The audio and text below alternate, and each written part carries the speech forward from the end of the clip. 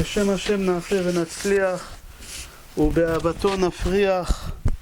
השם שפתי תפתח, ופי יגיד תהילתך. Le cours comme prévu, Be'ezrat Hashem, si on aura le temps, on va faire les deux sujets. Le premier sujet comme prévu, c'était l'œil. Est-ce qu'il faut avoir peur de l'œil? Est-ce que l'œil, il existe? Et deuxième cours, si on aura le temps, on va faire les significations des rêves. Quand est-ce les rêves, ils sont vrais? Quand est-ce les rêves, ils sont faux?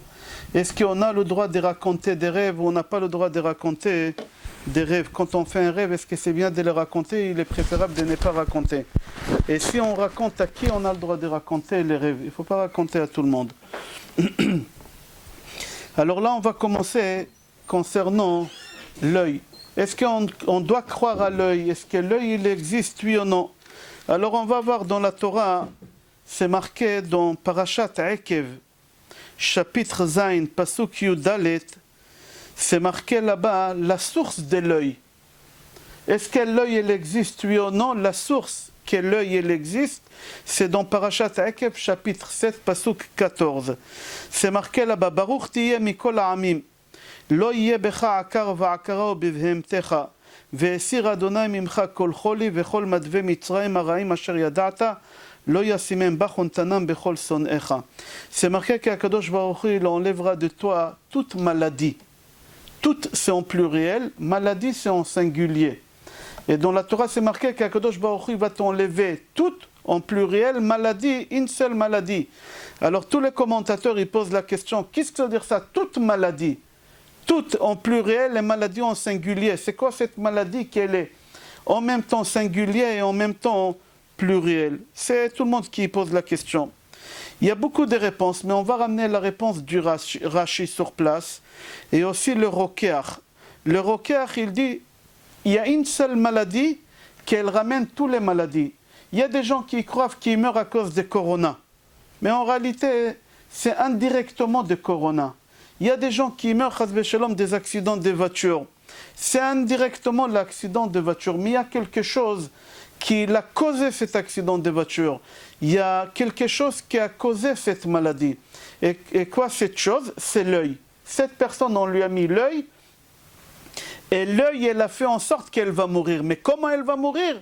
Ça, c'est autre chose. La personne, elle peut mourir des maladies, chas shalom, comme elle peut mourir d'un accident, comme elle peut mourir de n'importe... Mais direct ou indirectement, c'est de l'œil. Alors quand on dit toutes les maladies, il y en a une seule chose qui cause toutes les maladies. C'est quoi? C'est l'œil.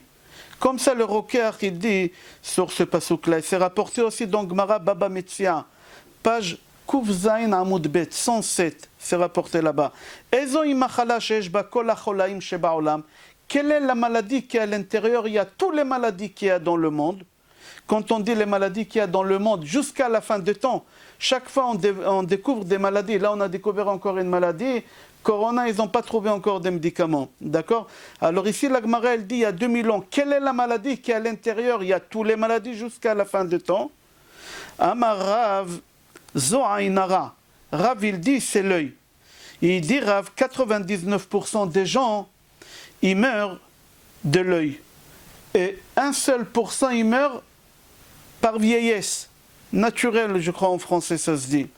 Et aussi c'est rapporté aussi dans Mishnah, Avot, Maxime de nos pères, Perek Bet, chapitre 2, c'est rapporté là-bas dans Mishnah Tet, Ezo iderech ra shitrachek mimena adam, c'est de quoi l'homme il doit s'éloigner et doit se protéger. Rabbi Eliezer Omer, Ain ra. Et aussi c'est rapporté dans le même chapitre, dans Mishnah 11, Rabbi Yoshua Omer, Ain ra.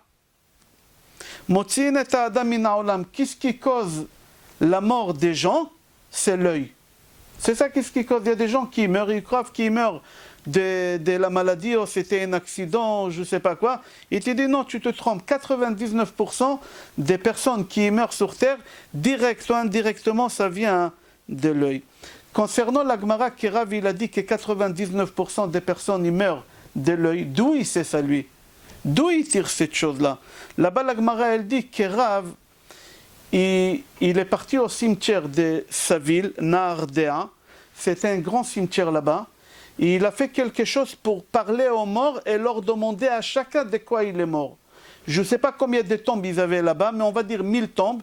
Il a dit que 999% des tombes, ils lui ont dit qu'ils sont morts de l'œil. Et il y a une seule personne dans ce cimetière-là, elle a dit qu'elle est morte de vieillesse. Comme ça, là-bas, la Gemara dit, j'ai donné les références.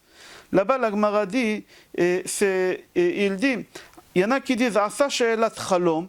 Il a posé la question et dans les rêves du ciel, on lui a répondu. Et il y en a qui disent, Nata'i lanot ala gvarim v'ishbi'an. Il a planté des herbes autour des tombes et il a fait jurer aux personnes qui sont enterrées là-bas, qui lui donnent la réponse de quoi ils sont morts. Et chaque personne, il lui a répondu de quoi il est mort. Et il a dit, sur tous les tombes que j'ai eu, 99% j'ai eu des réponses qui sont morts de l'œil. Et une seule personne qui lui a dit, on peut parler on peut faire des choses comme ça, il faut savoir comment le faire. C'est très dangereux de faire ces choses-là. Rabotai, je répète Rashi ce qu'il dit sur le pasuk dans Ekev. Kol choli ve kol madve Mitzrayim, c'est quoi kol choli? Toute maladie. C'est quoi toute maladie? Il y en a une seule maladie qui est dans cette maladie, elle cause toutes les maladies. Il y a des gens qui attrapent le cancer, que ce soit le diabète, que ce soit toutes les maladies, toutes sortes de maladies qu'il y a depuis le début du monde, depuis la création du monde, jusqu'à la fin des temps. Les gens y croient qu'ils meurent de diabète, qu'ils meurent de cholestérol, qu'ils meurent de cancer, qu'ils meurent de corona. La Gemara dit c'est faux, Rashi aussi il dit c'est faux. 99% des personnes qui meurent sur terre, ils meurent de l'œil. J'ai ramené les références. Premier endroit où on voit qu'on a causé des torts à quelqu'un avec l'œil, chez qui?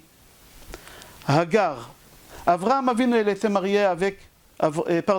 Sarah Imenu, elle était mariée avec Avraham Avinu 10 ans. Après 10 ans, quand elle a vu qu'elle ne peut pas avoir des enfants et qu'elle était stérile, elle a dit à Avraham Avinu, prends une deuxième femme pour avoir des enfants. Avraham Avinu, il se marie avec qui? Avec Hagar, la servante.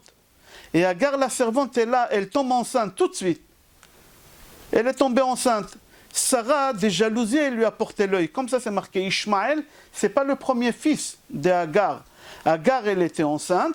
C'est marqué dans la Torah noir sur blanc. Dans la Torah, c'est marqué que l'ange, quand il a vu Hagar, il lui a dit « Retourne chez ta patronne et tu auras un deuxième enfant. » Comme ça, c'est marqué. Et quand elle est retournée là-bas, elle a eu un enfant qui s'appelait Ishmaël. Mais avant Ishmaël, Hagar, elle est tombée enceinte d'Avraham Avinu. Et Sarah, elle n'a pas pu supporter que la femme de son mari, la deuxième femme de son mari, elle lui a porté un enfant aussi rapidement. Alors elle regardait le ventre de Hagar. En regardant le ventre de Hagar, Hagar, elle a fait tomber le bébé. Comme ça, c'est marqué. Hinech hara veyoladet ben, vekarat shmo Ishmael, ki shama Adonai el onier. Quand l'ange, il dit à Hagar dans Bereshit, chapitre Tetzain, pasuk Yud Aleph, il dit Hinech hara, voici tu es enceinte. C'est-à-dire quoi, voici tu es enceinte? Mais elle avait Ishmaël. Il dit non, ici il parle avant Ishmaël. Elle était enceinte et le bébé il est tombé. Et c'est marqué dans Midrash Rabbah Parasha Memhei, Melamed she'echnis Sarah ayn hara v'ipila ubara. Sarah elle lui a mis l'œil parce qu'elle n'a pas supporté que Hagar elle lui a ramené un enfant à son mari comme ça et il est mort. Mis à part ça encore, il va plus loin. Il dit tu sais de quoi Ishmaël il est tombé malade? Ishmaël il était malade, il était mourant quand sa mère l'a jeté, quand il avait de la fièvre. C'est marqué dans la Torah, vous avez appris ça à l'école. De quoi il est tombé malade? C'est Hagar qui lui a mis l'œil. Hagar, elle a dit comment c'est possible, pardon pas Hagar, Sarah. Sarah, elle a dit comment c'est possible que cette femme-là, elle tombe enceinte tout de suite. Après encore, elle a un enfant Ishmaël, elle regardait Ishmaël, et elle lui a porté l'œil, et il est tombé malade. Comme ça c'est rapporté. Avraham Avinu aussi, il avait peur de l'œil. Avraham Avinu, quand il est parti sacrifier son fils, Yitzhak. Comment c'est marqué dans la prière? Tous les matins on dit ça dans la prière, Akedat Yitzhak. C'est marqué qu'Avraham Avinu, quand il est arrivé devant le mont Moria, il a dit à Ishmaël et à Eliezer, ils l'ont accompagné. Qui est parti sacrifier Ishmaël et Yitzhak? Il y a Avraham Avinu qui est parti avec Yitzhak, ils l'ont accompagné qui? Ishmaël et Eliezer. Quand Ishmaël et Eliezer, ils arrivent devant le mont Moria, Avraham Avinu dit à Ishmaël et à Eliezer, attendez ici, on monte en pluriel. On monte et on revient. En pluriel, il leur dit on monte et on revient. Ok, en fin de compte, quand il est descendu, comment c'est marqué là-bas? Vayashov Avraham el Ne'arav. Vayashov, il est revenu tout seul, Avraham. Ilou Yitzhak. Tous les commentateurs disent, ok, Abraham il est monté sacrifier, ils étaient en pluriel, ils étaient deux, il n'y a pas de problème, c'est compréhensible. Alors Abraham, qu'est-ce qu'il leur a dit? Venashuva, en pluriel, on va revenir. Mais en fin de compte, quand Abraham il revient, c'est marqué Vayashov Abraham en singulier. Ilou Yitzhak. Alors Midrash Rabbah Parasha Nunvav, il dit comme ça. Efo ya Yitzhak, Rabbi Birchia Beshem Rabbanan, Detnan, Shalcho etzel Shem lelamdot Torah. Rabbi Hanina Omer, Shalcho balayla mipnei ayin hara. C'est marqué dans le Midrash qu'Abraham Avinu il avait peur. Abraham Avinu, pour lui, il était sûr et certain qu'il sacrifie son fils. Il était sûr qu'il revient seul. Maintenant, eux, ils savaient. Ishmaël et Eliezer, ils savaient qu'Yitzhak il va mourir. Alors quand Abraham il est monté avec Yitzhak, qu'est-ce qu'ils se sont dit les deux? Ah, si Yitzhak maintenant il meurt, alors on va partager l'héritage d'Abraham. Abraham il était très riche. On va partager 50-50. Comme ça ils se sont mis d'accord. Alors Abraham il a dit à son fils Yitzhak, Yitzhak, si tu descends avec moi, eux ils vont te voir, ils vont dire quoi, il n'est pas mort? Avec l'œil, ils vont te faire qu'est-ce que moi je t'ai pas fait ici avec un couteau. Avec un couteau, je voulais t'égorger, Hachem ne m'a pas laissé. Eux, avec l'œil, ils vont te tuer. Qu'est-ce qu'il a fait Abraham? Il a dit à Yitzhak, tu descends de l'autre côté de la montagne, tu descends pas du côté où je vais descendre, où il y a Ishmaël et Eliezer, tu descends de l'autre côté, tu vas à la yeshiva de Shem Ve'ever, et tu m'attends là-bas. Tu m'attends à la yeshiva et tu reviens à la maison demain. Il ne faut pas qu'il te voie tout de suite. C'est-à-dire, même Abraham Avinu, il avait peur de l'œil. Et il dit à son fils, Yitzhak, tu ne descends pas en même temps que moi, tu descends l'autre côté. Comme ça, c'est marqué. Il y a trois personnes dans le Tanakh qui en parlent d'eux, que vous connaissez, Hanania, Mishaël et Azaria. Vous avez entendu parler de Hanania, Mishaël et Azaria. Hanania, Mishaël et Azaria, Nebuchadnezzar, il les a jetés dans la fournaise. Ils ne sont pas morts. Il les a jetés dans la fournaise 1800 degrés. Ils ne sont pas morts, ils sont sortis de là-bas vivants. Mais on n'entend plus parler d'eux. Comment ça se fait? D'accord, ils ont sorti vivants, ils ont vécu longtemps certainement. Non, les lendemains qu'ils ont sorti vivants, on n'entend plus parler d'eux. Alors c'est marqué dans les livres Etz Yosef, il dit que Hanania, Mishaël et Azaria, lo niskeru yoter, le'an ne'elmo, ayin hara natnu bahem. Les gens, quand ils les voyaient dans la rue le lendemain, ils disaient, ah tu vois, eux, on les a jetés dans la fournaise, ils ne sont pas morts. Quelle chance ils ont eu cela. Ils sont morts, les pauvres. Le jour même, ils sont morts d'une maladie. Les trois tzadikim, ils sont morts parce que les gens dans la rue, ils leur ont emporté un inara. Ok, jusqu'ici, on a vu une partie d'Aïnara chez Abraham Avinu. Venez, on va voir chez Yaakov Avinu. Yaakov Avinu aussi, il avait très peur d'Aïnara. On n'a pas le droit de dire que l'Aïnara n'existe pas, puisque l'Aïnara, il existe. Même Hachem, il dit, il faut se protéger de l'œil. Dans la Torah, c'est marqué, dans Parashat Yitro, quand on a reçu les 10 commandements, dans Parashat Nasso aussi, Akadosh Baruch Hu dit, on va rapporter ça tout à l'heure.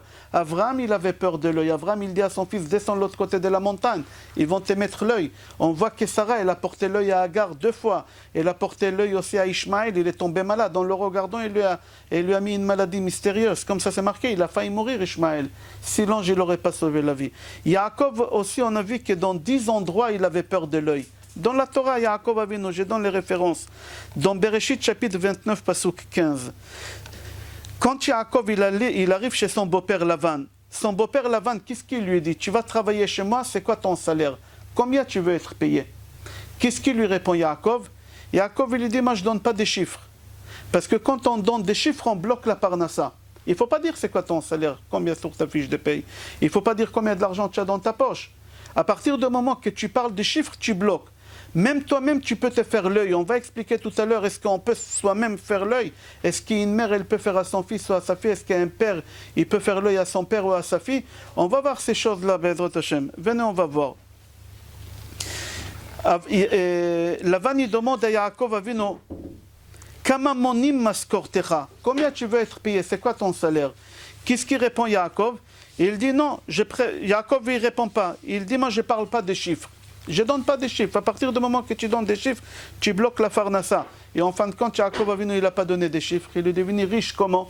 Suite à ça, que les bétails, ils ont netushim, akudim ou tlulim. Il est devenu très riche Yaakov. Pourquoi? Parce qu'il n'a pas dit des chiffres.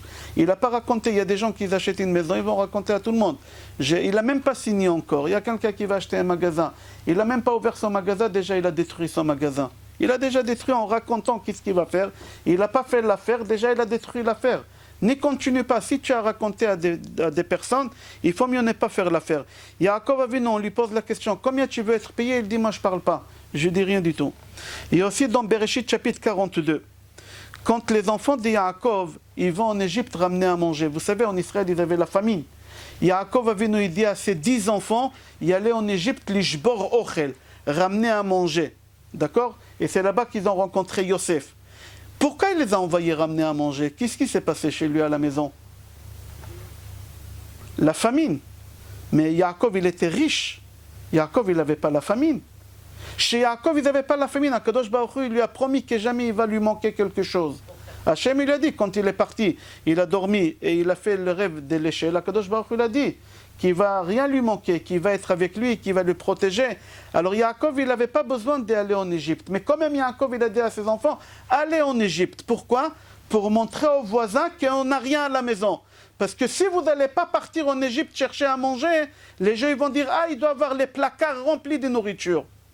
Et c'est pour cela, quand tu vas à la maison chez un ami, et il ouvre le frigidaire pour te servir quelque chose, tu n'as pas le droit de regarder le frigidaire, c'est Maran, c'est une halakha, c'est pas un mystique, Maran Shulchan Aruch, Even Ha'ezer, il dit là-bas, quand tu rentres au magasin chez un copain, et ton copain, tu lui parles, et entre-temps il y a un client qui vient pour payer, et lui il ouvre les tiroirs pour donner la monnaie, tu n'as pas le droit de regarder la caisse. Tu n'as pas le droit de regarder la caisse. Quand tu es chez un copain, il reçoit de la marchandise. Et on lui livre la marchandise, tu n'as pas le droit de rester sur place, tu t'en vas. L'œil, personne ne peut la contrôler. Tu ne peux pas contrôler ton œil. Un père, il peut faire l'œil à son fils. Un père, quand il voit que son fils... C'est quoi un œil? On va expliquer tout à l'heure. Est-ce que c'est mauvais ou c'est pas mauvais? Si tu dis que l'œil est le mauvais, pourquoi tu dis aïn ra? Aïn, c'est féminin. Tu dois dire aïn ra'a. C'est pas l'œil qui est le mauvais, il y a autre chose qui est mauvais. C'est quoi l'œil? On va expliquer tout à l'heure. Déjà, on va avancer avec Yaakov Avinu. Alors Yaakov Avinu, qu'est-ce qu'il fait? Il dit à ses enfants, allez en Égypte ramener à manger. Pourquoi? Il a les placards bourrés de nourriture, Yaakov Avinu. Non, il leur a dit, si les voisins ils vont voir que nous, on ne va pas comme tout le monde, ils vont dire qu'on est riche. Et s'ils vont savoir qu'on est riche, ils vont nous porter l'œil. Alors allez, faites soi-disant, allez en Égypte et revenez. Mis à part ça, il leur dit là-bas dans Bereshit Membet, il leur dit, quand vous allez arriver en Égypte, lama titraou. C'est quoi lama titraou? C'est deux choses. Première chose, les enfants de Yaakov, ils étaient tous 1m95, blonds aux yeux bleus, et ils pesaient 180 kilos. C'est-à-dire que c'était des personnes, qu'on les voyait, c'était des personnes importantes, c'était des gens qui avaient quelque chose qu'on le voyait, c'était pas n'importe qui, c'était pas quelqu'un... Il leur a dit, 10 personnes comme ça, on va vous porter l'œil. Alors en Égypte, il y a 10 portes, vous allez rentrer chacun par une porte. N'y rentrez pas en même temps. Pourquoi? Parce que j'ai peur de l'œil.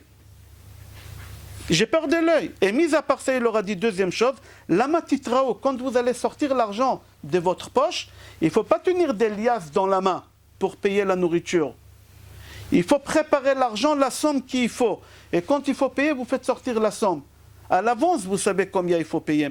Alors si vous avez 1000 euros, il vous faut 50 euros, les 1000 euros, vous retirez, vous mettez dans une autre poche, vous mettez 50 euros. Il ne faut pas tenir l'argent dans la main. À partir du moment que tu tiens l'argent dans la main, quelqu'un il peut voir, il peut te donner l'œil. Comme ça, Yaakov Avinu, il dit dans la Torah, lama titraou.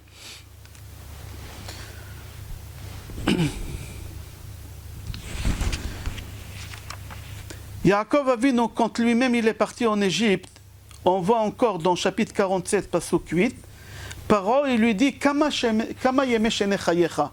Quel âge as-tu? Quel âge tu as? À l'époque, les gens ils vivaient combien de temps? Yaakov, il avait quel âge, Yaakov, ici? 147. 147, c'était pas très vieux pour l'époque. Son père, il a vécu 180. 180 ans, son père, il a vécu. Ça va, c'était pas. Et là, dès qu'il arrive, Paro, il lui dit, quel âge tu as? Ça ne se fait pas de demander à quelqu'un quel âge tu as. Pourquoi? Parce que tu peux porter l'œil. Si on dépasse un certain âge, c'est pas bien. Alors Yaakov, il avait peur. Yaakov, qu'est-ce qu'il fait? Tout de suite, il casse. Yaakov, tout de suite, il casse. Qu'est-ce qu'il dit, Yaakov? C'est bizarre pour quelqu'un aussi important qu'Yaakov qui se plaint. Normalement, un tzaddik qui ne se plaint pas. Un tzaddik, quand il reçoit des épreuves dans la vie, il sait que c'est que pour le bien. Et lui, qu'est-ce qu'il dit à Paro? Il dit à Yaakov, tu sais, ma vie, elle n'est pas aussi... Ne crois pas que je suis vieux. J'ai vieilli à cause de mes problèmes. J'ai eu trop de problèmes dans ma vie, mais en réalité, je ne fais pas mon vrai âge. Il avait peur de l'œil, il n'a pas voulu dire son œil et son âge. Il n'a pas voulu. C'est rapporté dans Midrash, au moment que Paro il a demandé à Yaakov quel âge tu as, il y a quelqu'un qui était assis à côté. C'était qui? Og. Vous savez c'était qui Og? Og, il voulait se marier avec qui? Avec Sarah. Il est tombé amoureux de Sarah, il voulait tuer Abraham et il voulait prendre Sarah. Et Og, il a dit à Abraham, Avinu ata egla. C'est quoi egla? Tu es stérile, tu ne peux pas avoir des enfants. Et là, Paro, il dit à Og, tu vois Og, tu as parlé de son grand-père Abraham qu'il est stérile. Regarde, c'est le petit-fils et lui, il a 70 enfants. Yardu shiv'im nefesh mitzrayma. Il a des enfants, des petits-enfants, il a 70 âmes. Vous savez dire une chose pareille, Yaakov, il avait très peur d'entendre cette chose-là. Alors Yaakov, il n'a pas répondu. Il n'a pas répondu, Yaakov. Et Akadosh Baruch Hu, il a fait un miracle parce que Hachem lui-même, il craint l'œil. Hachem lui-même, qu'est-ce qu'il a fait Hachem? Tout de suite, il a aveuglé Og. Akadosh Baruch Hu, il a aveuglé Og. Il devenait aveugle pour qu'il ne puisse pas regarder Yaakov. On va voir Hachem aussi que lui-même, il craint l'œil. Dans Parashat Kitissa, c'est marqué là-bas comme ça. Les premières étapes de la loi, c'est le Midrash Kitissa. Dans les premières étapes de la loi, ils se sont cassés. Pourquoi ils se sont cassés en vrai? Ainara. Pourquoi Ainara? C'est marqué Vekol ha'arashen, Vekol shafar oler vechazek meod. Brakim, ils avaient le tonnerre, ils avaient les éclairs, ils avaient des bruits que le monde entier ils ont entendus. Ils avaient le son de chauffard. Le monde entier, ils ont parti voir Bilam, ils ont dit à Bilam, qu'est-ce qui se passe? C'est quoi? C'est la fin du monde. Il leur a dit non, Adonai oz le'amo iten. Dieu, il donne la Torah au Béné Israël, il leur donne l'étape de la loi. Quand le monde entier, ils ont entendu cette chose, ils ont porté l'œil aux tables de la loi et ils se sont cassés. Akadosh Baruch Hu, il a dit à Moshe Rabbeinu, tu sais pourquoi l'étape de la loi, ils se sont cassés, hein? Pour la simple raison que le monde entier, ils ont su, quand il y a plus que 2 personnes qui savent, ils peuvent porter l'œil. Ils ont porté l'œil. Alors les deuxièmes tables de la loi, vous savez quand est-ce qu'on les a reçus, les deuxièmes tables de la loi? On les a reçus en catimini, c'est pas marqué dans la Torah. C'est marqué que Moshe Rabbeinu, il a ramené, c'était quel jour? Vous savez quel jour on a reçu les deuxièmes tables de la loi? Hein? Kippour. Moshe Rabbeinu, il est monté Rosh Chodesh Elul, il est resté 40 jours et 40 nuits. 40 jours et 40 nuits après, c'est quoi? Kippour. Moshe Rabbeinu, il est descendu à Kippour. Pourquoi à Kippour? Les gens, ils étaient occupés.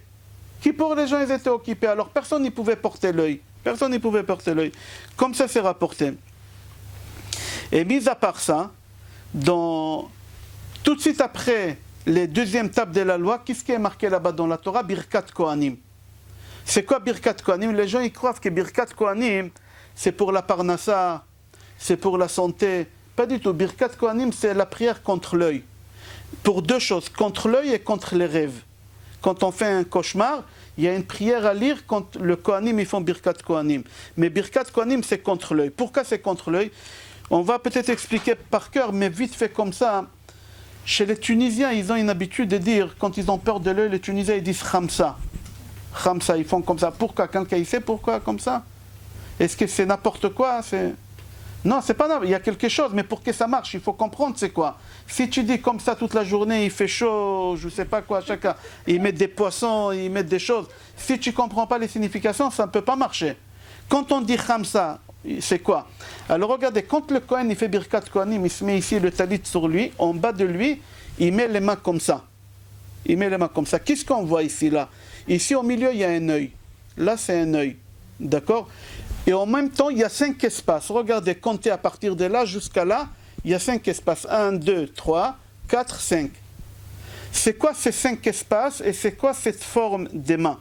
D'accord? Et c'est quoi cet œil qui est là au milieu? On va expliquer tout à l'heure, mais tout ça dans Birkat Kohanim, Evarchecha Adonai Vishmerecha Yair Adonai Panav Elecha Vichuneka, c'est contre l'œil. Parce que, comment on dit l'œil en hébreu? Aïn. Valeur numérique des Aïn, c'est combien? Aïn, Yud, Nun Sofit. Aïn, c'est 70, Yud, c'est 10, ça fait 80, et Nun Sofit, c'est 50. 80 plus 50, 130. Alors, quand vous dites 5, Khamsa, comme ça, contre l'œil, il faut penser 5 fois Dieu. 26, c'est le chiffre de Hachem, Yuske Vavke, multiplié par 5, ça fait combien? 130. C'est-à-dire, quand tu dis 5, c'est quoi 5? 5, c'est 5 fois le nom de Dieu sur moi. Alors tu appelles Hachem, comme ça il dit le Ben Ishraï et Achida. Quand tu as peur de l'œil, tu dis Khamsa, Khamesh, mais tu penses à quoi? Tu penses 5 fois le nom de Hachem. Tu penses 5 fois le nom de Hachem. Pourquoi 5 fois le nom de Hachem? Parce que la valeur numérique de Aïn, Aïn, Yud, Nun, c'est 130, et 5 fois le nom de Hachem aussi, c'est 130. On fait comme ça vite, à la fin du cours, si on aura le temps, on va expliquer. Alors pourquoi Hachem nous a donné Birkat Kohanim après les deuxièmes tables de la loi? Parce que Hachem lui-même, il craint l'œil. Hachem, il a dit à Moshe Rabbeinu, pour que les deuxièmes tables de la loi, ils tiennent, et ils ne se cassent pas comme les premières, il faut que je donne un porte-bonheur. C'est quoi ces porte-bonheur? C'est Birkat Kohanim. Et Birkat Kohanim, c'est contre l'œil. C'est pour ça, tout de suite après, il y a Birkat Kohanim. C'est comme ça, c'est marqué aussi, Rashi, dans son livre Amarzor Vitri, qui a donné l'œil aux premières tables de la loi. Alors il dit, il y en a qui disent que c'est le monde entier, mais moi je dis, Rashi il dit, moi je dis, c'est les anges. Les anges, ils étaient jaloux. Ils ont dit à Kadosh Baruch Hu, qu'est-ce que tu donnes la Torah aux êtres humains? Laisse la Torah chez nous dans le ciel. Ils n'ont pas voulu que Moshe Rabbeinu il prenne la Torah. Alors il dit que Rashi il dit que c'est les malachim qui ont porté l'œil. C'est-à-dire que même un ange il peut porter l'œil. Mais les deuxièmes tables de la loi, il dit Rashi dans Marzor Vitri, qu'Akadosh Baruch Hu il a donné en catimini, Chashai c'est catimini, le jour des Kippour, ils sont éternels. C'est-à-dire quelque chose que tu racontes pas, ça peut rester éternel chez toi. Quelque chose que tu racontes, sache que ça ne peut pas durer longtemps chez toi. Ça partira. Et c'est rapporté dans Gemara Shabbat Page Peichet que chez les Malachim, il n'y a pas la jalousie entre eux. Les anges entre eux, ils ne sont pas jaloux. Mais ils sont jaloux de nous. Ils sont jaloux de nous, les anges. Et comme ça, c'est rapporté aussi dans Melachim Bet, chapitre 4, que la femme de Ovadia Hanavi, quand elle est partie voir Elisha, et elle a demandé à Elisha de l'aider. Je vais faire vite l'histoire. Ovadia, c'est quelqu'un qui a sauvé 150 prophètes qu'Isabelle, et elle voulait tuer. Dans le prophète, c'est marqué. Il les a cachés quelque part, il les a nourris. Et en fin de compte, il avait trop de dettes parce qu'il fallait nourrir 150 prophètes. Il est mort, le pauvre. Et il a laissé des dettes. Alors, à Yoram, il a laissé des dettes à Yoram. Yoram, il est parti voir sa femme. Il a dit, écoute, ton mari me doit beaucoup de l'argent. Je lui prêtais de l'argent, je ne sais pas qu'est-ce qu'il faisait avec. Personne n'y savait. Et puisque c'est comme ça, alors il lui a pris ses 2 enfants. Il lui a dit, moi je prends tes 2 enfants. Il était veuve, la pauvre. Il a pris ses 2 enfants. Elle, qu'est-ce qu'elle fait? Et elle va voir son mari au cimetière. Il dit à son mari, on va dire, tu es parti, tu m'as laissé des dettes. On a volé les enfants. Et son mari, il lui répond au cimetière, il lui dit, va voir mon copain Elisha, le prophète Elisha. C'est lui qui a remplacé Eliyahu Hanavi. Va le voir, dis-lui qui t'aide. Alors, elle lui a dit, mais comment il va m'aider? Lui aussi, il a dit, dis-lui de l'huile. Il comprendra, dis-lui de l'huile. Elle va voir Elisha, et Elisha, il lui dit, j'ai compris le message de ton mari, va chez toi à la maison, ferme les rideaux, ferme la porte, et ramène des jerrycans vides. Et moi, je viens. Et elle arrive, elle ferme les rideaux, et lui, il arrive avec une petite bouteille, qu'elle fait même pas un demi-litre, elle a plein de jerrycans à remplir. Et lui, il remplit, il lui dit, écoute, jamais tu dis, il n'y a plus. Dès que tu dis le mot, il n'y en a plus, ça va s'arrêter. Dès que tu ne parles pas, tu auras de l'huile. Et à l'époque, l'huile, ça coûtait très cher. C'est comme de l'or aujourd'hui. Et elle, qu'est-ce qu'elle fait? Elle met les jerrycans, et lui, avec la petite bouteille, il fait que remplir. Tous les jerrycans, il a rempli. Et ça coule par terre, il lui dit, ramène. Il lui dit, il n'y a plus. Il a dit, je t'avais dit de ne pas dire, il n'y a plus. Et dès qu'il a dit, il n'y en a plus, ça s'arrêtait. Mais comme ça, il a pu payer. Qu'est-ce qu'on apprend de là? Pourquoi il lui a dit de fermer les rideaux? Là-bas, tous les commentateurs, le Ralbag, Rashi, tout le monde, ils disent, de l'œil. Tu n'as pas besoin de montrer ta maison, qu'est-ce qu'elle est. Qu'est-ce qu'il y a chez toi à la maison? Tu n'as pas besoin de prendre des photos et les mettre sur Facebook. Tu n'as pas besoin d'exposer ta vie. Tu exposes ta vie, tu éclates ta vie, c'est fini. Des gens qui se posent des questions, le petit il est malade, mon mari il est malade, ma femme elle veut partir. Mais pourquoi? Tu t'es exposé, tu as raconté ta vie. On va voir la Gemara, qu'est-ce qu'elle dit il y a 2000 ans sur exposer sa vie en public. Comment ils font aujourd'hui les jeunes? Ils exposent dès que le bébé vient au monde et des photos par-ci et par-là. Et il a un dent, il a 2 dents, il a les cheveux qu'ils ont poussés, on lui a coupé les cheveux. Et on raconte toute notre vie et on est en train de ramener des maladies et des problèmes, on est en train de détruire notre famille. C'est rapporté dans Sefer Akedat Yitzhak, c'est Rabbi Yitzhak Arama qui a écrit ce livre-là. Et il dit que le jour qu'on a construit le Mishkan, Elisheva, c'était la femme de qui? Elisheva, la femme d'Aaron à Cohen. Elisheva, la femme d'Aaron HaKohen, elle est partie voir toutes les femmes à la synagogue, elle leur a dit, vous voyez, mon mari c'est Kohen Gadol. Mon mari c'est Kohen Gadol. Mon beau-frère, c'est le roi, mon cher Rabbeinu. Mon fils à moi, vous savez, mais mon mari à moi, elle est partie raconter. Et qu'est-ce qui s'est passé là-bas? C'est marqué là-bas que ces deux enfants, ils sont morts le jour même. Nadav et Avihu, les enfants d'Aaron, ils sont morts. Vous savez, Mishum Shikrivu et Zara, c'est marqué dans la Torah. Ici, Rabbi Yitzhak Arama, dans son livre, il dit, tu sais pourquoi ils sont morts? La Torah, elle n'a pas écrit ça clair. Mais en réalité, c'est la mère qui a tué ses propres enfants. Pourquoi? Parce qu'elle est partie, s'est exposée en public. Elle est partie à la synagogue, elle a raconté à tout le monde. Qu'est-ce qui fait son mari, qu'est-ce qui fait son beau-frère, qu'est-ce qui fait son neveu, et qu'est-ce qui fait aussi son petit-fils, c'était Pinchas. Pinchas ben Elazar, ben Aaron HaKohen, Yeshivet Ramati Me'al ben Israël. Et elle est partie raconter toute sa vie à la synagogue, elle a tué ses deux enfants en une seule journée.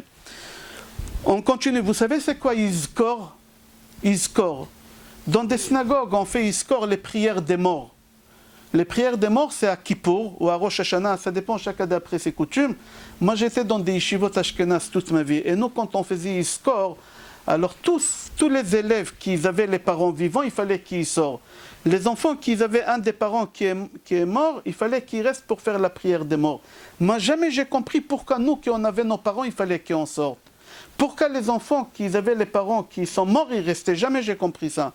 Jusqu'à que j'ai trouvé aussi, il dit dans le Marzor Vitri, pour la simple raison qu'un enfant qui voit un autre enfant que son père il est vivant, et il s'est dit pourquoi lui son père il est vivant et le mien il est mort?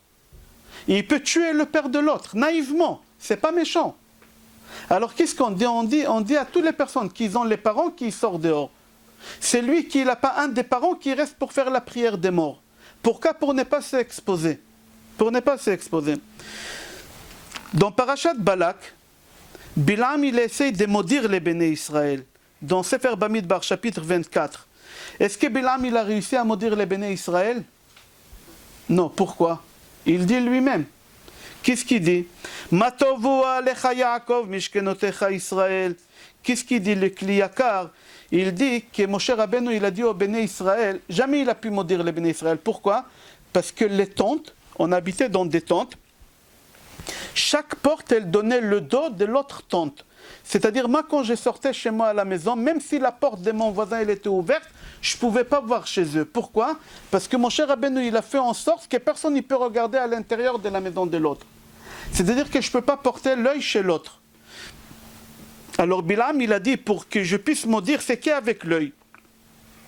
Et puisque chez Bnei Israël, Matovu alecha Yaakov mishkenotecha Israël, les maisons d'Israël, les maisons des Juifs, ils sont placés dans une façon que personne ne peut regarder dans la maison de l'autre. Comme ça il dit le Kli Yakar. Alors puisque eux, les Bnei Israël, ils font attention de l'œil, alors c'est lui qui fait attention de l'œil, jamais il peut avoir des maladies. Je ne peux pas leur donner des maladies. Alors d'ici le Zohar HaKadosh, il dit dans Parashat Balak, Daf Resh Vav, je donne des références parce que c'est filmé. Et comme ça il dit le Zohar HaKadosh il y a 2000 ans, il dit Rav Shimon Bar Yochai. Dans page 206 et dans page 211, il dit, il faut que tu saches que celui qui l'expose à l'intérieur de sa maison, à l'extérieur, il détruit sa famille.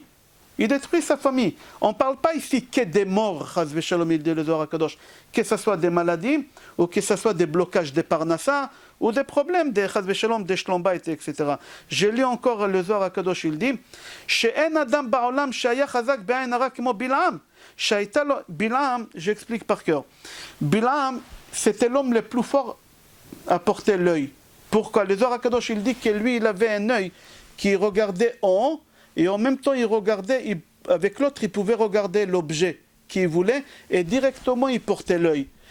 Quand il voulait porter l'œil sur quelque chose, un noir de l'œil, il regardait vers le ciel, il disait des choses, et l'autre noir de l'œil, il fixait l'objet, il détruisait l'objet ou il tuait la personne. Et c'est comme ça qu'il voulait faire au Béné Israël. En même temps, il regardait, en même temps, il a vu les Béné Israël, mais il a dit, je ne peux pas les atteindre. Pourquoi je ne peux pas les atteindre? Rabbi Shimon Bar Yochai dit dans le Zohar HaKadosh, pour la simple raison que les Béné Israël, ils n'exposaient pas ce qu'ils avaient chez eux à la maison, à l'extérieur. Et c'est lui qui raconte à l'extérieur qu'est-ce qu'il a à l'intérieur, il détruit l'intérieur. Comme ça dit le Zohar HaKadosh. Et c'est rapporté dans Yalkut Shimoni Bereshit Remez Membet Ve'af Yerushalayim Charva Mipnei Ain Hara. Il dit Yerushalayim, c'était une des villes les plus belles au monde. Une des villes les plus belles au monde, c'était Yerushalayim. Et Yerushalayim, elle a été détruite. Pourquoi? À cause de l'œil. Comme ça, c'est marqué dans Echa, à Tisha B'Av, quand on est assis par terre, on dit Echa, chapitre Bet, pasuk 15. Azot ha'ir sheyomru klilat yofi. Ah, c'est ça la belle ville, c'est ça qu'on dit la belle ville. C'est ça la belle ville. Comme ça, les gens ils pointaient, ils regardaient, ah, c'est ça. Ils ont détruit la ville, Yerushalayim, à cause de l'œil. Comme ça, c'est marqué. Il y a une Mishnah Avot, Asara dvarim nivreo be'erev Shabbat ben hashmashot. Il y a 10 choses qu'Akadosh Baruch Hu il a créées vendredi avant Shabbat. 10 choses. On ne va pas les citer tous, mais parmi les 10 choses, il y a quelque chose qu'on l'appelle Shamir. Vous avez entendu parler de Shamir? Shamir, j'explique, c'est un ver de terre qui a un rayon qui sort de lui et il détruit toutes les matières. Il coupe toutes les matières. En français, ça s'appelle un rayon laser. Un rayon laser, ça coupe. Et pourquoi Hachem il a créé ce ver de terre? Écoutez, c'est important pour l'œil. Pourquoi Hachem il a créé ce ver de terre? Pour pouvoir construire le Beth Amikdash. Comment Shlomo HaMelech il a pu couper des pierres énormes? Allez au Kotel, vous allez voir des pierres énormes coupées carrées. Il n'avait pas le droit d'utiliser des matériels de fer. C'est avec le ver de terre. Est-ce que quelqu'un ici sait comment conserver le ver de terre pour qu'il ne continue pas à couper? Aujourd'hui, on a un appareil, c'est marqué on et off. Marche et arrêt. Le ver de terre, il n'avait pas marche et arrêt. Comment on pouvait arrêter le ver de terre? Le ver de terre, avec son œil, il faisait sortir un rayon, il coupait toute matière. Comment on pouvait arrêter l'œil? C'est la question de la Gemara. Gemara Brachot, elle pose la question comme ça. Là-bas, la Gemara dit... Pardon, pas Gemara Brachot, Gemara Sota. Gemara Sota, page Memchet Amud Bet, et aussi Gemara Brachot. Et elle dit comment on pouvait arrêter. Là-bas, la Gemara dit qu'on prenait une boîte en plomb et on mettait à l'intérieur et on fermait. L'œil, elle ne peut pas traverser le plomb. On est d'accord jusqu'à là? Est-ce que vous avez entendu parler de plomb pour enlever l'œil? Vous avez entendu parler? C'est quoi le plomb qui enlève l'œil? Pourquoi? On apprend ça d'ici. Si quelqu'un il a l'œil, quand on lui fait le plomb, moi j'ai fait ça à beaucoup de gens, et ça a marché à 99%, ça a marché. On achète du plomb, et on les fait chauffer, on les fait bouillir, on les fait chauffer, et après quand on l'a fait chauffer, il faut savoir comment les faire renverser. Je prends un bassin d'eau, la personne que je lui mets une grande serviette sur lui, je mets une grande serviette parce que ça saute, et je prends une marmite avec de l'eau froide, et le plomb, quand il est chaud, bouillant, il est liquide, très dangereux, et je verse sur la tête de la personne, c'est-à-dire dans la marmite. Et là, ça prend des formes. Et on peut savoir, est-ce que c'est l'œil d'homme, l'œil des femmes, et on fait ça plusieurs fois jusqu'à qu'on nettoie. Comme ça, on peut enlever l'œil avec le plomb. Comme ça, on peut enlever l'œil avec le plomb. D'où on apprend ça de la Gemara. Et c'est quelque chose que des rabbanim, ils ont dit qu'il y a, c'est pas de quelque chose, même Rav Ovadia Yosef Zichrono Livracha, c'est la Iloula la semaine prochaine de Rav Ovadia Yosef, je crois, Gimel, la semaine prochaine, oui. La Iloula de Rav Ovadia Yosef, même Rav Eliashiv Zichrono Livracha, eux c'est des gens qui ne sont pas mystiques, c'est des gens terre à terre, des cartésiens, je crois on dit en français, ils disaient aux gens d'aller voir des personnes pour enlever l'œil avec le plomb. Et d'où on apprend ça? On apprend ça de la Gemara. Ce n'est pas quelque chose de marabout, je ne sais pas comment on dit ces choses-là. C'est quelque chose qui est connu. D'accord? C'est comme ça qu'on enlève l'œil. C'est rapporté dans Shulchan Aruch et aussi dans Even HaEzer. Siman Kuf Mem Aleph. Et il y aurait dans beaucoup des endroits qu'il faut faire dans Choshen Mishpat, Even HaEzer, dans Gemara Psachim Page Nun, Ta'anit Pashchet, Brachot Pashchaf, Page Nun Hei, et encore beaucoup des endroits qu'il faut faire très attention à l'œil, il faut se protéger de l'œil. Il ne faut pas vivre avec la peur permanente, parce que quand on vit avec la peur permanente, on va expliquer tout à l'heure alors comment il faut vivre. Si d'un côté tout le monde y parle de ça, que ce soit Maran Shulchan Aruch, que ce soit la Gemara, que ce soit Even HaEzer, que ce soit Choshen Mishpat, alors tu me dis d'un côté tu me fais peur et de l'autre côté tu me dis n'aie pas peur. Il faut comprendre c'est quoi aie peur et n'aie pas peur en même temps. Alors venez, on va voir. C'est marqué dans Maran Shulchan Aruch Orach Chaim Siman Kuf Mem Aleph. Quand on fait monter les gens au Sefer Torah, on n'a pas le droit de faire monter un frère et derrière lui son frère. Vous savez ça? On n'a pas le droit de faire monter un père et derrière lui son fils. Pourquoi?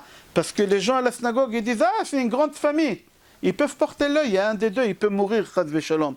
Maintenant, si le père, il dit, non, non, faites monter mon fils après moi, j'ai pas peur. On lui dit, on ne t'écoute pas, tu ne sais pas c'est quoi l'œil. Tellement c'est fort l'œil, que la halakha dit, même si le père, il dit, je monte après mon fils, au fait, montez mon fils derrière moi, on lui dit, non, tu ne sais pas c'est quoi cette chose-là. Comme ça, il dit aussi, Achida, le Rama aussi, il dit, il ne faut pas faire deux mariages en même temps. Nous, quand on était petits au Maroc, moi, j'ai pas grandi au Maroc, moi, je suis israélien. Mais au Maroc, j'ai entendu chez des familles, et comme ils n'avaient pas les moyens, quand ils faisaient bar mitzvah, ils faisaient bar mitzvah aux deux frères en même temps. Il y a un qui avait 13 ans et l'autre il avait 11 ans et on faisait la bar mitzvah en même temps au Maroc. Hein, c'était comme ça chez vous. Pourquoi? C'était une question des moyens. Bar mitzvah, on a le droit. Mais mariage, on n'a pas le droit. Il n'y a pas longtemps, quelqu'un m'a demandé, il fait un grand mariage, il voulait faire un mariage pour quelqu'un qui n'a pas le moyen, en même temps que son mariage, pour faire la mitzvah. Je lui ai dit non, on n'a pas le droit de faire une chose pareille. Faire deux mariages, ça porte l'œil. Ou par exemple, faire deux brit milot. Il n'y a pas longtemps, j'ai fait des brit milah pour des jumeaux qui sont nés. Alors à midi, j'ai fait la brit milah pour le premier, qui est sorti le premier. Et à 16h, quand tout le monde y sont partis, il n'y a plus personne. J'ai fait pour le deuxième bébé. Pour ne pas faire les deux en même temps, on a caché un, on a fait sortir un. Et qu'en fin d'après-midi, on a fait pour le deuxième. Pourquoi? Pour ne pas porter l'œil. C'est comme ça qu'il faut faire quand il y a des jumeaux. C'est conseillé de faire comme ça. D'accord?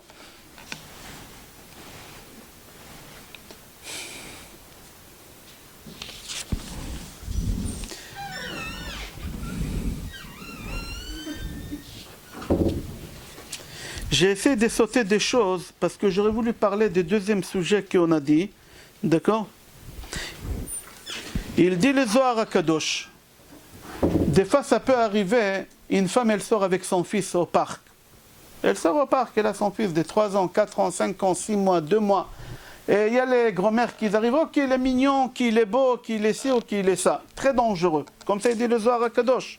Le Zohar HaKadosh, il dit, quand on te dit des choses sur ton fils, il dit, il faut faire très attention. Pourquoi? Il dit, le Zohar HaKadosh, les enfants en bas âge, ils n'ont aucune protection de l'œil. Alors quand il y a des gens qui viennent, qu'il est mignon et qu'il est beau, ils peuvent leur porter l'œil facilement. Pourquoi? Il dit la première raison, parce qu'ils n'ont pas des mitzvot. Les enfants, ils n'ont aucune protection, ils ne font pas des mitzvot, c'est des enfants encore. D'accord? Deuxième raison, il dit que souvent les enfants, ils sont en danger à cause des péchés des parents.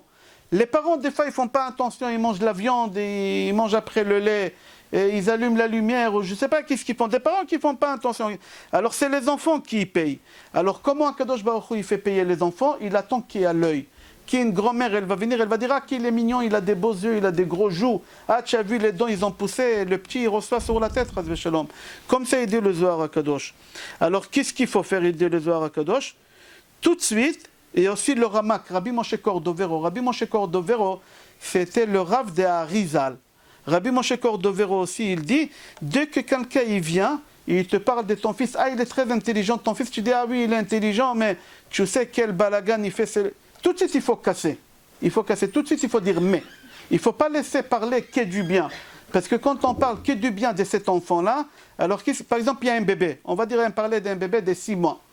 Alors tu vois la grand-mère qui arrive, et la grand-mère ou des voisines ou dans le parc, oh qu'il est mignon, qu'il est beau, il est bien portant, il est souriant. Tu dis oui, oui, souriant, souriant, mais la nuit il ne me laisse pas dormir, il fait que pleurer toute la nuit. Tu casses. Comme ça il dit le Ramak, Rabbi Moshe Cordovero. Pourquoi? Parce que les enfants, ils n'ont aucune protection. Il dit, il faut que tu saches le Ramak, que l'œil c'est quelque chose de très mystique, mais en même temps très réel. C'est quelque chose de très réel et les gens ne se rendent pas compte. Il dit, est-ce que tu te rends compte qu'il y a beaucoup de poissons dans la mer? Pourquoi il y a autant de poissons? Ça finit jamais, ça fait des années qu'on pêche des quantités énormes. Et il y a toujours, ils disent il manque de thon, il manque ci, il manque ça. Mais toujours il y a. Pourquoi? Il dit pour la simple raison que les poissons ne font pas de bruit, et ils sont cachés de l'œil. C'est-à-dire quoi, ils ne font pas de bruit? Jamais tu as vu un poisson qui l'a raconté à son copain. D'accord? Quel pavillon il a ou quelle voiture il a acheté. Il raconte rien du tout le poisson. Comme ça il dit le Ramak. Le poisson ne parle pas. Il dit il est muet le poisson, il ne parle pas. C'est pour ça qu'il se multiplie. Et mis à part ça, il dit si tu remarques, le poisson ils n'ont pas le paupière. La paupière, ils n'ont pas de paupières les poissons. Pourquoi? Il dit parce qu'ils n'ont pas de paupières, parce qu'ils n'ont pas besoin de protection de l'œil. Pourquoi ils n'ont pas besoin de protection de l'œil? Parce que déjà on ne les voit pas. Quand tu arrives à la mer, tu dis pas, waouh, combien de poissons. Tu ne les vois pas, ils sont cachés aux profondeurs. Alors il n'y a pas l'œil. Deuxième chose, ils ne parlent pas. Et troisième chose, les poissons, ils ne sont pas envieux de l'autre. Ils ont la mer, ils ont qu'est-ce qu'ils veulent, tous la même chose. Alors il n'y a pas être envieux. Quand on est envieux de l'autre, on peut porter l'œil.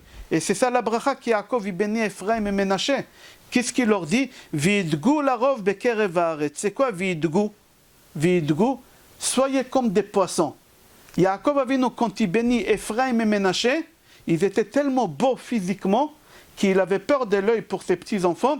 Il a dit à Ephraim et Ménaché, vidgou, soyez comme des poissons. N'y racontez pas à l'extérieur qu'est-ce que vous avez chez vous à la maison. Il dit Yaakov Avinu, parce que les poissons, c'est miraculeux, qu'est-ce qui se passe avec les poissons. Est-ce que vous avez vu le seul animal qui n'a pas besoin de nourrir ses enfants et de s'occuper de ses enfants? Un poisson, dès qu'il fait sortir les œufs, qu'est-ce qui se passe? Il s'en va, il les laisse, il se débrouille seul. Jamais un poisson, il a besoin d'aide de l'autre poisson. Depuis le moment qu'il est né, un bébé, il n'est pas capable de vivre seul. Aucun animal, tous les animaux, ils ont besoin de les parents. Les êtres humains, on a besoin des parents. La seule espèce dans le monde qui n'a pas besoin de ses parents, c'est les poissons. Pourquoi tel bracha? Pour la simple raison qu'ils ne parlent pas et qu'ils ne racontent pas et que personne n'y voit. Comme ça, il dit. Alors, il dit comme ça. Alors, il faut expliquer c'est quoi l'œil. C'est quoi l'œil? La Gemara, elle raconte qu'un jour, les gens les plus sages à l'époque, comme ça il disait, la Gemara dit que les gens les plus sages de l'époque, c'était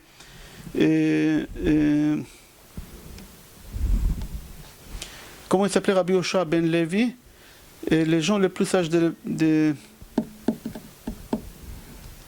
Yavan, pas Yavan, j'ai oublié, ok, ça va venir. Ils ont parti voir Rabbi Yoshua ben Levi, qui était le rav le plus intelligent d'Israël. Et eux, ils étaient les gens les plus intelligents, je ne me rappelle pas de quel pays. On a parlé déjà de ça, Dan, rappelle-moi. Ils ont parti voir Rabbi Yoshua ben Levi, ils ont dit, Rabbi Yoshua ben Levi, on a entendu sur toi que tu es l'homme le plus sage d'Israël. On aimerait te poser deux questions. Il leur a dit oui, posez la question. Ils ont dit la première question, qu'est-ce qui va faire l'homme pour vivre éternellement? Si un homme il veut vivre éternellement, n'est pas mourir, qu'est-ce qu'il fait? Il leur a dit, ben qui meurt. Si la personne elle meurt, elle vivra éternellement. Ils ont dit c'est intelligent. C'est une belle réponse. Ils ont dit deuxième question, c'est quoi? Qu'est-ce qui va faire l'homme pour qu'il meure? Il y a des gens qui ont envie de mourir, ils en ont marre de rester ici, ils veulent partir. Alors il leur a dit, ben qui vit? S'il vit, il meurt tout de suite. C'est pas compréhensible, mais c'est des gens qui sont athénois. C'est les Athénois, Athènes, ils étaient très intelligents. Alors les sages d'Athènes, ils ont parti voir Rabbi Yoshua ben Levi, ils lui ont posé les deux questions. Il faut comprendre, c'est des sagesses. Alors les Athénois, ils lui ont dit, qu'est-ce qui fait l'homme pour vivre éternellement? Il leur a dit, ben qui meurt. C'est-à-dire quoi qui meurt? Il faut qu'il joue le mort. Tu n'as pas besoin d'aller raconter ta vie à tout le monde. Bon d'accord, Akadosh Baruch Hu, il t'a donné le moyen. Profite, la Gemara dit, il ne faut pas se priver. Si Hachem il t'a donné le moyen de prendre première classe, de prendre classe business class, Hachem il t'a donné la possibilité d'acheter une Volvo, une Mercedes, on ne t'a pas dit de ne pas acheter. Mais tu n'es pas obligé d'acheter une Mercedes rouge qu'elle tape l'œil comme ça. Achète une Mercedes noire qu'elle passe, blanche, une couleur qu'elle passe, que ça ne tape pas l'œil comme ça. Si tu veux acheter un pavillon, Kadosh Baruch Hu t'a donné le moyen, kiffe. La Torah dit, c'est lui qui Hachem il a donné la possibilité de vivre ici dans ce monde. Il ne profite pas parce qu'il fait le radin, il garde l'argent. Là-bas, la Gemara dit, Amar Rabbi Shmuel, il va te demander pourquoi tu n'as pas profité de ton argent. Pourquoi tu as mis ça de côté? Là-bas, la Gemara dit, tu sais qui va profiter de ton argent? Tu vas mourir toi, ta femme elle va retrouver un homme et lui il va kiffer avec ta femme et avec ton argent. Comme ça, là-bas, la Gemara dit. Alors ça sert à quoi? Qu'un autre homme il va kiffer de ta femme et de ton argent? Kiffe de ton argent, mais dans le cachère évidemment. Mais tu n'as pas besoin de mettre de l'argent de côté, tu n'as pas besoin d'exposer ta vie à Facebook ou je ne sais pas, sur toutes les choses qu'il y a aujourd'hui. Non, tu es en train de... Si tu veux vivre longtemps, joue le mort, profite un maximum. Tu prends première classe, il n'y a pas de problème, première classe. Ce n'est pas la peine de monter le premier dans l'avion, comme ça tout le monde y passe, et ils te voient assis aux premières classes, ils ont les boules comme ça, et ils vont te porter l'œil. Tu peux monter à la fin, après que tout le monde ils ont monté, tu montes, personne n'y t'a vu. Et quand tu descends le premier, personne n'y t'a vu. Mais à Kadosh Baruch Hu t'a donné la possibilité, pourquoi pas, profite. Mais tu n'as pas besoin d'exposer ta vie devant tout le monde, c'est très dangereux. Et ils l'ont dit, qu'est-ce qui va faire l'homme pour mourir? Si quelqu'un, il n'a qu'à vivre. C'est quoi vivre? Il n'a qu'à acheter un pavillon devant tout le monde et ne pas mettre des barrières, ne pas faire des arbres autour et acheter une voiture rouge et klaxonner toute la journée qui démarre, tous les voisins ils se réveillent avec le bruit des moteurs, et il a des chaînes d'or par là et des chaînes... Alors ça, cette personne elle s'expose, elle se met en danger, elle expose sa vie sur Facebook et c'est très dangereux. Et les gens ils se posent des questions pourquoi ils ont des problèmes. J'ai fini Rabotai avec Batiana. Batiana, c'est l'autruche. L'autruche en français, je crois, Batiana. Vous avez vu l'œuf d'une autruche? C'est gros. Comment elle peut couver, on dit en français, hein? Couver. Comment elle fait pour couver? Vous avez vu? Demandez au rabbin Google, il va vous dire comment. Comment un œuf il peut comme ça? Il est dur, en plus la coquille, il est dur, hein? Avec une pierre, il faut taper. Avec une pierre, c'est pas un œuf d'une poule. Vous savez comment? Il dit le Chazon Ish comme ça. Hein. Il dit que le mâle et la femelle, c'est-à-dire les parents, qu'est-ce qu'il fait? Et c'est marqué aussi dans Sefer HaYetzira. Et ils regardent pendant 7 minutes l'œuf et avec leurs yeux, ils dégagent une énergie invisible et qui fait exploser la coquille et comme ça le bébé il sort. C'est pas qu'elle couve comme les poules et avec la chaleur, non, c'est pas possible, elle est tellement épaisse que ça marche pas. Après quelques temps qu'eux ils savent que c'est prêt à sortir, ils regardent pendant 7 minutes. Les deux ils regardent, ils fixent et ça sort. Benilo chez le rabbin Google. Ah. Ok Rabotai. En 2 mots, il ne faut pas avoir peur de l'œil. Il faut profiter de la vie, mais il ne faut pas exposer sa vie en public. Quand on expose sa vie en public et on raconte à tout le monde, Chazve Shalom, c'est dangereux. Ok, il nous reste encore, parce qu'on a commencé en retard, parce qu'on fait le cours 1 heure. Il nous reste encore 10 minutes, on va faire vite fait. Deuxième partie du cours, on a dit c'est quoi les rêves. Alors avant d'expliquer c'est quoi les rêves, il faut comprendre comment le corps fonctionne. Parce que les rêves, ils viennent de notre corps à nous. À 80% des rêves, ils viennent de notre corps. 20% des rêves, ils viennent du ciel. Ils viennent des Hachem. C'est des messages. Des fois, on rêve des parents qui sont partis, qui viennent, qui demandent des choses. Des fois, quand est-ce que les rêves ils sont vrais? Quand est-ce que les rêves ils sont faux? Est-ce qu'on raconte un rêve? Est-ce qu'on n'a pas le droit de raconter un rêve? Un enfant qui fait des cauchemars tous les soirs, il se lève, il raconte des choses qu'il a vues. J'ai vu beaucoup d'enfants comme ça qui racontent qu'ils ont vu des choses. Quand j'ai écrit mon livre Inam in vie, la vie après la mort, et j'étais en Guadeloupe pour les présenter là-bas. Je faisais Guadeloupe, Martinique, Sainte-Lucie. Et quand je suis arrivé à Guadeloupe, alors j'ai fait une conférence avant, les signatures. Et là-bas, j'ai parlé sur la vie après la mort, comment la Neshama elle quitte. Et après, des gens, ils ont posé des questions. Il y a quelqu'un, il m'a dit, il aimerait me parler seul. Il est gêné de poser la question devant tout le monde. J'ai dit, il n'y a pas de problème. Je savais que la question, elle était intéressante. Je l'ai reçue après. Lui, il m'a dit, sa fille, elle est morte à 24 ans en Israël. Comment? Elle avait un copain, il devait se marier. Ils étaient à Ra'anana. Il a loué un jeep. Et le jeep, il n'y a pas de toit. Elle s'est mise debout, comme le pape. Elle s'est mise comme ça debout. Et lui, il rentre au parking de l'hôtel. Et lui, il n'a pas calculé le niveau de toit. Et quand il rentre, sa tête, elle s'explose. Sa fille de 24 ans, la pauvre, elle est morte avant le mariage. Et elle m'a dit, voilà, monsieur le Rav, je suis gêné de vous dire. Mais depuis que ma fille, elle est morte, tous les 2 semaines, je rêve d'elle, elle vient nue dans mon rêve. Elle vient nue. Et je suis gêné, je ne sais pas à qui parler. Je la vois nue dans mon rêve. Alors moi, j'ai dit à ce monsieur, regardez, dans le monde futur, il n'y a pas d'habits. Il n'y a pas.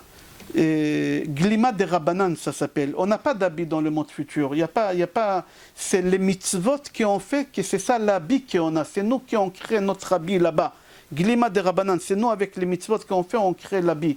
Alors si tu fais des belles mitzvot, tu auras des beaux habits, etc. Ok, je lui ai expliqué, j'ai dit, ta fille, elle est partie de ce monde sans mitzvot. Elle est nue, et elle te demande de lui acheter des habits. Achète-lui des habits. Il me dit, c'est-à-dire quoi j'achète des habits? Je lui ai dit, il faut faire des mitzvot pour ta fille, à la mémoire de ta fille, tu lui envoies. Il m'a dit, comment j'ai fait? J'ai dit, la plus belle mitzvah, c'est de payer l'électricité à la synagogue. Il ne faut pas aller à la synagogue faire un don. Tu vas à la synagogue, tu fais un don, 50 euros, 100 euros. L'argent, tu ne sais pas où il va. C'est possible qu'ils vont réparer les toilettes avec, tu n'as rien fait. C'est possible qu'ils vont réparer la lumière, alors tu as une chance. C'est la plus belle mitzvah dans la synagogue, c'est la lumière. Je lui ai dit, qu'est-ce que tu fais? Tu vas à la synagogue, tu demandes, là-bas à Guadeloupe, j'ai dit, tu demandes la facture EDF. Là-bas aussi, ils ont EDF, comme ici, c'est la France là-bas. Et tu prends la facture EDF et tu appelles EDF et tu payes directement avec ta carte bleue. Tu dis, voilà le numéro de facture, j'aimerais régler cette facture. Au moins, c'est sûr et certain que la facture, Et après, il est venu, il m'a dit que, quelques temps après, il m'a appelé, il m'a dit que sa fille est venue en robe des mariés. Alors je lui expliquais, je lui ai dit que les morts, quand ils viennent dans les rêves, c'est des messages. Ils nous parlent, mais il faut comprendre qu'est-ce qu'il nous parle. Quand un mort, il vient, est-ce qu'il sourit, il n'est pas souri, comment il est habillé, il avait des chaussures, il n'avait pas des chaussures, il a une tache dans le front, etc. Mais les rêves, des fois, ils peuvent être vrais, comme ils peuvent être faux. Alors pour comprendre quand est-ce que les rêves, ils sont vrais, ils sont faux, on va commencer par Arizal. Ari Akadosh, il dit qu'on a, dans notre corps, on a 3 neshamot. Nefesh, qu'elle se trouve dans le foie. Nefesh. Elle est responsable de tous les mouvements. Les mouvements. Nefesh. Nefesh. Ruach, elle est dans le cœur. Et Neshama, elle est dans le cerveau. Nefesh. Ruach, Ruach, elle est dans le cœur. Le cœur, c'est le pulsion. Ah, on voit quelque chose. Ah, on veut. On ne réfléchit pas. C'est bien, c'est pas. Ah, je veux. Le cœur, il a une pulsion. Il veut cette chose-là. Et il y a la Neshama. La Neshama, c'est le select. C'est bien, c'est pas bien. J'achète pas. Je vends, je vends pas. Je me marie avec, je me marie pas avec. D'accord? Alors on a le Nefesh, c'est le réflexe. Nefesh, Ruach, c'est le pulsion, sans réfléchir. Et il y a la Neshama. Après, on a Nefesh, Ruach, Neshama, Chaya et Yechida. On n'a pas le temps d'expliquer c'est quoi Chaya et Yechida, mais c'est important que les femmes ils sachent c'est quoi Chaya et Yechida pour après, parce que ça concerne les femmes plus que les hommes, Chaya et Yechida. Ok, alors Rabotai, quand moi je monte au lit, je dors. Comment je m'endors? Alors il y a 2 parties des 3, elles quittent le corps et elles montent en...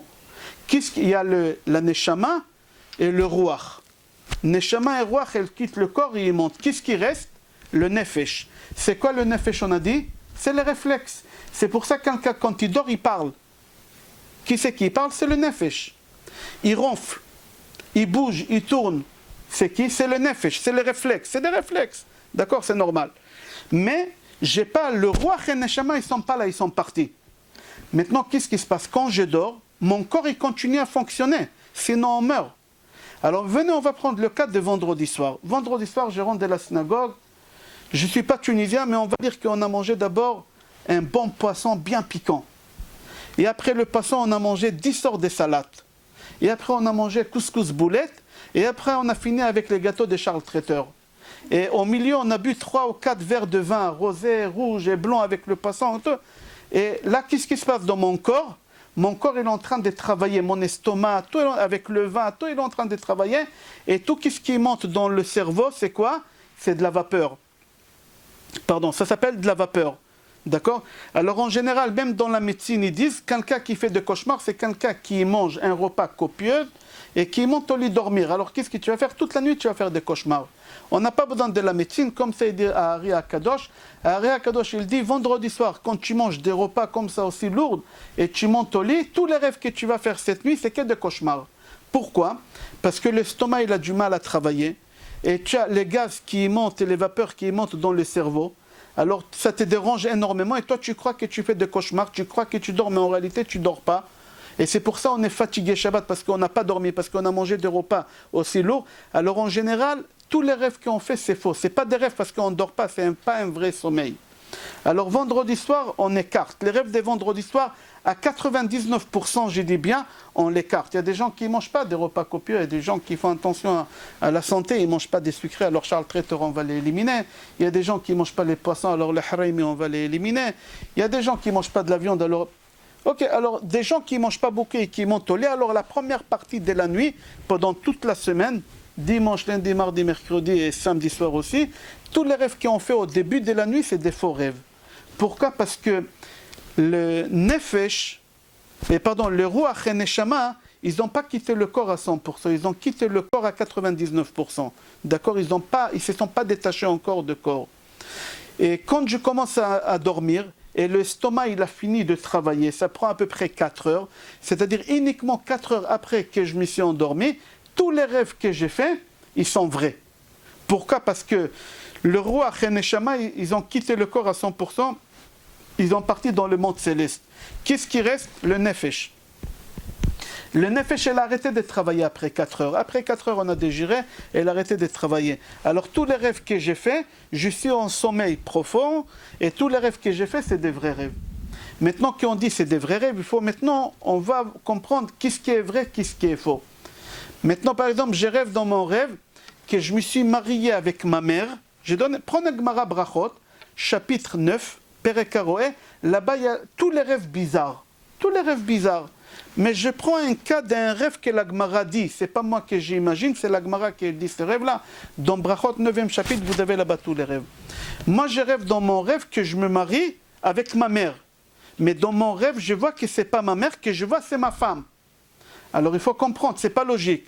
Ça peut arriver des fois, oui. Des fois, ça vous arrive que vous rêvez de quelqu'un, mais le visage, ce n'est pas la personne que vous connaissez. C'est-à-dire le rêve, il n'est pas clair.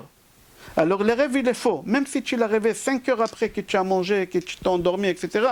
Le rêve il est faux. Pourquoi? Parce que c'est pas possible de rêver, de quelque chose qui ne sont pas logiques, que c'est ta mère et en même temps c'est ta femme. C'est pas logique des choses pareilles. Il faut que le rêve il soit vrai, il faut que ça soit après 4 heures qu'on a dormi, vers le matin on appelle ça. Ça c'est une condition. Deuxième condition, il faut que le rêve il soit clair. Il soit clair, c'est-à-dire quoi clair et logique, clair et logique, que tu ne peux pas te marier avec ta mère et en même temps tu vois le visage de ta femme. C'est possible que tu te maries avec ta mère dans le rêve, et ta mère c'est ta mère, et il y a une signification pour ça. Il deviendra intelligent. Comme ça la Gemara dit. Des fois il y a des rêves que nous on croit que c'est bizarre, mais il n'est pas bizarre du tout ces rêves. Il y a des signes qu'Akadosh Baruch Hu il veut nous envoyer à travers les rêves. Alors les rêves, ça doit être à peu près 4 heures à 5 heures après qu'on a mangé, après qu'on a dormi, que Ruach et Neshama, ils ont détaché de corps, ils ont monté, il n'y a que le Nefesh qui a arrêté de fonctionner, et là, tout, il faut que le rêve il soit clair et logique. Venez, on va voir.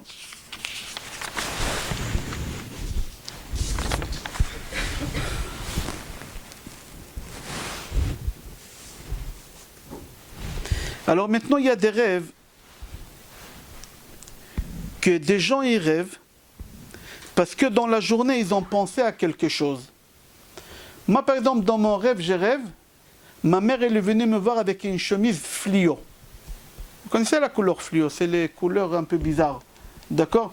Comment c'est possible que ma mère elle vient avec une chemise fluo et ma mère elle m'a dit quelque chose dans mon rêve? Alors moi je vais voir quelqu'un qui sait interpréter le rêve et je lui dis, tu sais, j'ai rêvé que ma mère elle était habillée avec une chemise fluo et elle m'a dit ça et ça. Alors c'est lui qui sait interpréter les rêves, il sait que la chemise fluo c'est quoi. Je vais vous expliquer c'est quoi la chemise fluo. Moi quand je marche dans la rue ici le matin, il y a quelqu'un qui passe devant moi que je ne connais pas, qui est avec une chemise bizarre. Moi mon cerveau il a capté chemise bizarre. Mon cerveau il a gardé ça dans sa mémoire. Il va garder ça jusqu'à minuit. Chez tout le monde c'est comme ça. Hein? Demandez à des médecins, à des spécialistes, ils vont confirmer, comme ça Ari Akadosh il dit. Qu'est-ce qui fait le cerveau toute la journée? Il capte des images, il capte à peu près 100 000 images. Dans la journée, le cerveau il capte des bêtises. Tu marches dans la rue, tu vois quelqu'un, il neige, il marche avec des crocs. Ton cerveau il a capté, c'est pas logique mais il a capté. Tu l'as oublié après une seconde, mais il a capté. Quand tu vas monter au lit, tu vas rêver que ton père il est venu dans le rêve avec des crocs. Alors tu vas dire, monsieur Rabat, mon père avec des crocs, qu'est-ce qui se passe? Mon père avec des... Ça va, qu'est-ce qu'il y a? Tu as vu quelqu'un dans le rêve avec des crocs, c'est ton cerveau, il a capté, c'est rien du tout. Quelqu'un avec une chemise fluo, parce que ton cerveau, il a capté. Alors quand on fait un rêve, il faut être sûr et certain que la chose qu'on a rêvé, on n'a pas pensé dans la journée, ou on n'a pas parlé de lui dans la journée. Par exemple, j'ai rêvé d'un copain. Et dans le rêve, mon copain il vient me donner un message que je sais que le message il est important. Il me transmet un message. Est-ce que le rêve il est vrai, oui ou non? Alors la première condition, il ne faut pas que j'ai pensé de mon copain pendant les 24 heures. Et il ne faut pas qu'il m'a parlé pendant les 24 heures. S'il m'a parlé ou il a pensé, c'est possible que le rêve que j'ai fait, c'est parce qu'il m'a parlé, alors mon cerveau il a capté, et le soir, toute la journée le cerveau il travaille comme ça. Le soir quand on dort, qu'est-ce qu'il fait? Il se relâche, comme une montre. À l'époque on avait une montre qui on montait, la même chose. Et quand il se relâche, toutes les images que j'ai vues dans la journée, il revient dans la nuit. Il revient dans les rêves comme ça, et c'est faux. D'accord?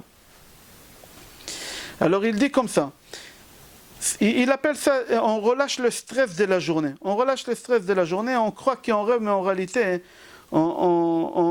c'est pas des rêves. C'est pas des rêves, d'accord?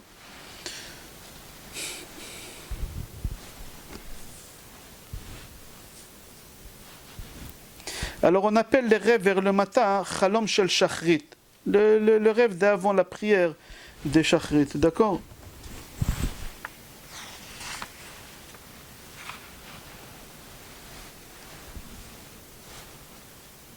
Alors pour que les rêves, voilà, pour que les rêves ils soient vrais, je saute des choses parce que je ne veux pas être long. Je saute, la Gemara dit, pour que les rêves ils soient vrais, il faut que ça soit vers le matin, qu'on a pensé, qu'on a rêvé sur des personnes qu'on n'a pas pensé du tout, et que le rêve il est clair. D'accord? Que le rêve il soit clair. C'est-à-dire quoi? Clair que le visage qu'on voit, c'est la vraie personne qu'on pense et qu'on rêve, etc. Des fois la nuit, on rêve qu'on a envie de courir parce qu'il y a quelqu'un qui court derrière nous, mais on n'arrive pas à courir vite. Et dans le rêve, on s'est dit, comment ça se fait que je ne cours pas vite? Il y a quelqu'un qui court derrière moi, il veut me tuer. Ça, c'est un rêve qui est faux. Ça, c'est un rêve qui est faux, d'accord? Il y a autre chose. Quand tu fais un rêve, et dans le rêve, il y a quelqu'un qui t'interprète le rêve. Ce rêve-là, il est à 100% vrai. Tu fais un rêve, et dans le rêve, il y a quelqu'un qui t'interprète le rêve.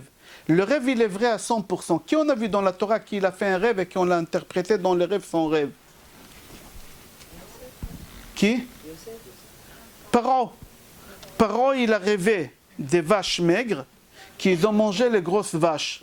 Alors il y a plein de gens qui sont venus, ils ont expliqué, Paro, il a dit non, non, non. Quand Yosef il est venu, il a dit oui, c'est ça. Comment ça se fait il a dit oui, c'est ça? Pourquoi tout le monde non et lui? Parce que Paro, quand il a rêvé, il a eu dans le rêve l'interprétation, mais il a oublié. Quand Yosef il est venu, il a dit oui, c'est ça qu'est-ce qu'on m'a dit. Alors qu'est-ce que tu vas quand tu fais un rêve et dans les rêves on te donne l'interprétation, c'est un rêve qui va se réaliser à 100%, c'est un vrai rêve. D'accord? Ok, dans plusieurs endroits ici, j'ai ramené Nebuchadnezzar aussi la même chose qu'il a rêvé. Ok. Maintenant, est-ce qu'il faut raconter un rêve, oui ou non? On rêve un rêve, est-ce qu'il faut raconter, oui ou non? Alors il faut savoir, si on a envie de raconter, il ne faut pas raconter à des imbéciles. Pourquoi? Vous savez, un rêve, quand il se réalise et quand il ne se réalise pas, un rêve, c'est comme la pâte à modeler. Tu prends une pâte à modeler, tu la fais la forme que tu veux. Le rêve, tu peux le faire réaliser comme tu veux toi. Par exemple, c'est marqué dans la Gemara, c'est lui qui perd les dents. Celle de fond, pas celle de devant. Celle de fond, il deviendra riche. Celui qui perd celle de devant, il deviendra pauvre. Alors des fois, il y a des gens qui me disent, Rav, j'ai rêvé vers le matin que j'ai perdu les dents des devant. Est-ce que je vais aller lui dire, tu vas devenir pauvre? Non, parce que j'ai dit que le rêve, il se réalise d'après l'interprétation. Alors moi, qu'est-ce que je lui dis? Moi, je l'interprète bien, je lui mens. Je lui dis, c'est un signe de richesse. La Gemara, elle dit que tu deviendras riche. C'est faux. Mais qu'est-ce que je fais? Moi, avec ma parole, j'interprète le rêve, et il va se réaliser comme ça. Même que dans la Gemara, c'est marqué qu'il deviendra pauvre.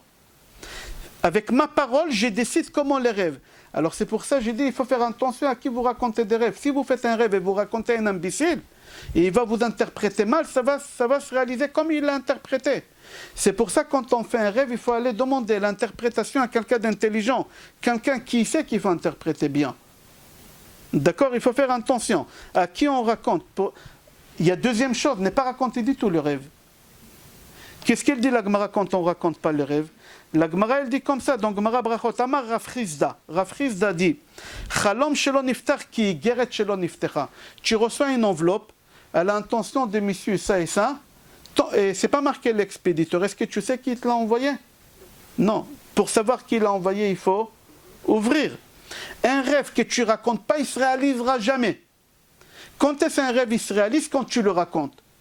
Quand tu le racontes. Alors, si tu as fait un rêve et tu peux te retenir et ne pas raconter et tu l'oublies, c'est le mieux. Mais si tu ne peux pas, parce que vous savez, quand est-ce qu'on a le droit de jeûner Shabbat? À Kippour? Quand?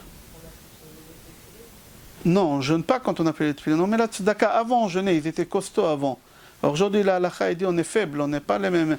On met la tzedaka, c'est tout. Quand est-ce qu'on jeûne Shabbat? À Kippour?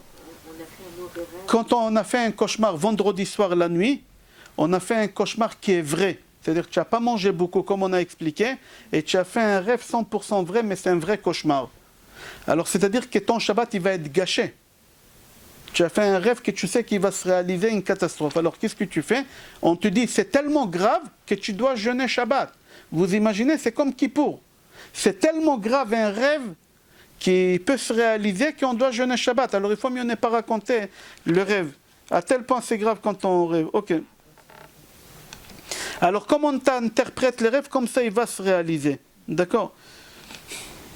Et c'est pour ça qu'il faut aller chercher des gens qui ici, il y a une histoire qui est longue, on ne va pas la raconter, sur un goy qui s'appelait Bar Hadaya. Bar Hadaya, aujourd'hui il y a des magasins. On a la boulangerie, on a la pharmacie, on a des graissages, on a... Avant, ils avaient des magasins, et parmi les magasins, ils avaient un magasin interprète des rêves. Les rêves, c'était tellement important à l'époque qu'ils avaient, quelqu'un, il avait un bureau, avocat, médecin, interprète des rêves. Et celui qui faisait un mauvais rêve, il rentrait chez lui pour qu'il l'interprète. Et ici, la Gemara, elle raconte une histoire que Bar Hadaya, c'était un goy qui savait interpréter les rêves. Il savait interpréter, il était très bien. Même des grands rabbins, ils partaient le voir. Rava, Abaye, ils partaient le voir. Et ici, chacun, il raconte Rava, le rêve qu'il faisait, Abaye, le rêve qu'il faisait, comment il l'interprétait, et à la fin, comment ils l'ont puni. Ok. Quand un mort, il vient dans le rêve, quelqu'un, chas shalom, qu'il a perdu un cher, et dans le rêve, cette personne, elle vient. Alors, c'est bien à faire, quand c'est les parents, il faut faire attention comment ils étaient habillés. C'est important parce que la personne qui va t'interpréter les rêves, il va te dire comment ils étaient habillés. Le visage, est-ce qu'il était blanc ou sombre? Est-ce qu'il était bronzé ou blanc? Est-ce qu'il était souriant ou triste? C'est important de savoir. Pourquoi? Parce que à 100%, pas à 99%, à 100%, la Gemara dit quand il y a quelqu'un qui a quitté le monde, il vient dans les rêves, il vient t'annoncer, il vient te donner des informations. Il a le droit. Il a le droit, il vient te donner des informations. Ou, deuxième chose, il vient te demander de faire quelque chose pour lui. Comme l'histoire que j'ai racontée tout à l'heure de la fille de Ra'anana, qui est rentrée dans le parking et qui est morte, Chas v'Shalom.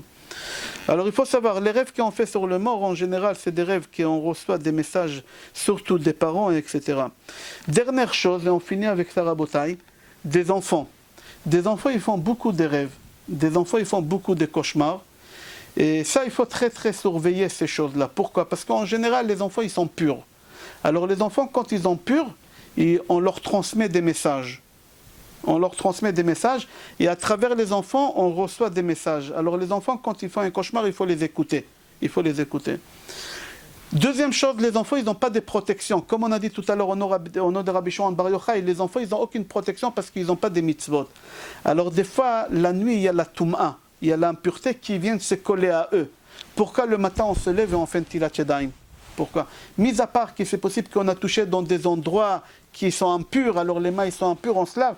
Mis à part ça, la nuit quand on dort, il y a les mauvaises... Les shindalet, on les appelle, les démons, ils viennent, ils se collent aux enfants surtout. Et ils parlent à l'oreille de l'enfant, et l'enfant, il croit qu'il a rêvé, mais en réalité, même chez nous aussi, ça peut arriver. Les démons, ils nous parlent la nuit, c'est pour ça qu'on fait Kriyat Shema, c'est pour les faire partir. C'est marqué dans Shir HaShirim. Ine mitato sheli Shlomo, shishim giborim savivla, mi gibore milchama. Voici le lit des rois Salomon. Quand il dormait, il avait 60 personnes qui le protégeaient. C'est qui ces 60 personnes? C'est Birkat Kohanim. Dans Birkat Kohanim, il y a 60 lettres. Avant de monter au lit, il faisait Shema Israël. Et son lit, il était protégé. Personne ne pouvait s'approcher. Mais les enfants, quand ils montent au lit, ils n'ont aucune protection. Alors les démons, ils viennent, ils leur parlent. Souvent, il y a des enfants qui disent « je vois des images dans la chambre ». Il faut être attentif, il ne faut pas laisser passer comme ça. Il y a des gens qui vont faire vérifier les mezuzot. Ce n'est pas la peine d'aller vérifier les mezuzot. Il faut écouter l'enfant, et il faut trouver des solutions. En général, moi j'ai dit aux gens de prendre un couteau en fer. C'est comme à la cantine, il y a des couteaux en fer. Il ne faut pas la manche en bois. Un papier aluminium, un couteau en fer, de gros sel, pas le sel, enfin le gros sel avec quoi on cachérise la viande. On ferme et on met ça en dessous des coussins ou en dessous de matelas. Si on a peur qu'il va toucher en dessous des coussins, on met en dessous des matelas. Pourquoi? Parce que le gros sel et le métal, ça fait fuir les mauvaises personnes qui viennent autour de lui pour leur parler ou pour leur dire des choses ou pour qu'ils voient des choses. Les enfants ils disent « j'ai vu dans la chambre quelqu'un qui est rentré ». Et beaucoup des enfants qui racontent ça. Il faut être très attentif, les écouter, trouver des solutions, comment régler ça. Des fois il y a des messages. Mais... Et faire Birkat Kohanim, c'est bien de le ramener Birkat Kohanim, parce que Birkat Kohanim, c'est beaucoup pour les rêves. J'ai dit tout à l'heure que Birkat Kohanim, c'est pour l'œil et pour les rêves. Si vous avez Patach Eliyahu devant vous, vous allez voir Birkat Kohanim, et un astérix en bas, c'est marqué. C'est lui qui a fait un cauchemar, il doit lire ça en plein milieu de Birkat Kohanim. Il y a 3 ou 4 lignes là-bas, c'est pour annuler les rêves. Il y a des questions, on a fait les 2 cours Baruch Hashem comme prévu, on a sauté, mais on a fait plus ou moins. Le premier cours, c'est l'œil. Et deuxième, on a fait concernant les rêves. S'il y a des questions, on va répondre. Oui. Pourquoi la plupart du temps... J'entends pas, je suis sourd. Pourquoi Pourquoi? On ne se souvient pas des rêves. Ah, pourquoi on ne se souvient pas des rêves? Il y a des gens qui disent « je rêve jamais ». La Gemara dit c'est impossible que quelqu'un ne rêve pas. Si quelqu'un, sûr et certain, on peut prouver qu'il n'a pas rêvé parce qu'on lui a mis des électros, etc., 4 jours il n'a pas rêvé, il y a un problème. Il y a un gros problème. Il faut qu'il consulte des spécialistes. Quand je dis des spécialistes, dans le milieu de la Torah, etc., parce que ce n'est pas normal. Il y a des rêves qu'on les oublie parce que ce n'est pas des vrais rêves. C'est pas important. Ce n'est pas des vrais rêves, ils ne sont pas importants. Quand on fait des vrais rêves et qui sont importants, on se rappelle. Et en général, on ne se rappelle pas des rêves parce que tous les rêves, on les fait première partie de la nuit, quand on n'est encore pas endormi, quand on n'a pas digéré encore. Mais quand on est en sommeil profond, on dort tellement bien, Baruch Hashem, qu'on ne se rappelle pas de ce qu'on a rêvé, ou c'est possible qu'on n'a pas rêvé.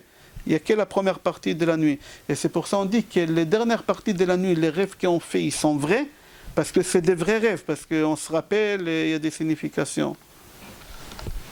Il y a des questions? Oui.